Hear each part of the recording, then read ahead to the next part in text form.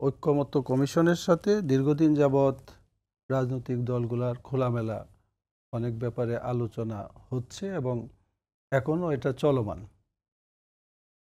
তো বিএনপি একটা বড় দল, এই বড় দল হিসাবে তারাও তাদের বক্তব্য সেখানে দিচ্ছে, অন্যরাও তাদের বক্তব্য দিচ্ছে। তো এই বক্তব্যের মাঝে কিছু দল মনে করছে যে সরকারকে, আমি এটা যতটুকু বুঝি যে বিএনপির বিরুদ্ধে আন্দোলন হবে কেন, আমি একটা জিনিস বুঝি না, এই যত কিছুই হয় বিএনপি এখন নিজের ঘাড়ে চাপায়া নেয় কেন? বিএনপির বিরুদ্ধে তো আর বলে নাই যে বিএনপির বিরুদ্ধে আন্দোলন।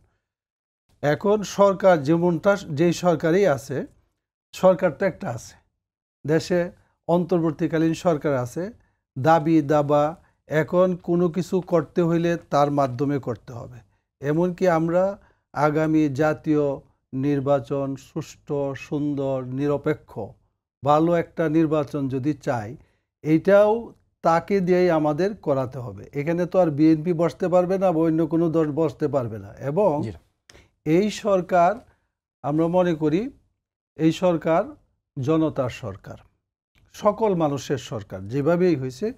এবং এই সরকারের বড় শক্তি হইল বিএনপি এবং অন্যান্য যারা মাঠে, যারা আন্দোলন সংগ্রামে, ফ্যাসিস্টের বিরুদ্ধে যারা আন্দোলন সংগ্রামে ছিল, সকলের অর্জন হইল এই সরকার বা সকলের প্রতিষ্ঠিত সরকার। এখন এই সরকারকে কিন্তু আন্দোলনটা তো এমন প্রক্রিয়া, এই সরকারের উৎখাতের কোনো আন্দোলন নয়। বিএনপির উপরে, বিএনপি তার ভিন্ন মত থাকবে, সেটা হলো ভিন্ন কথা।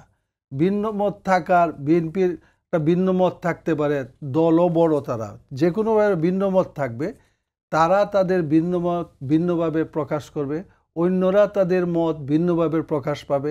এবং এই আন্দোলন দিয়ে ফায়দা হওয়া না হওয়া, আমি তো মনে করি যে আন্দোলন যদি যৌক্তিক হয় তাহলে সবাই একমতে আসা দরকার।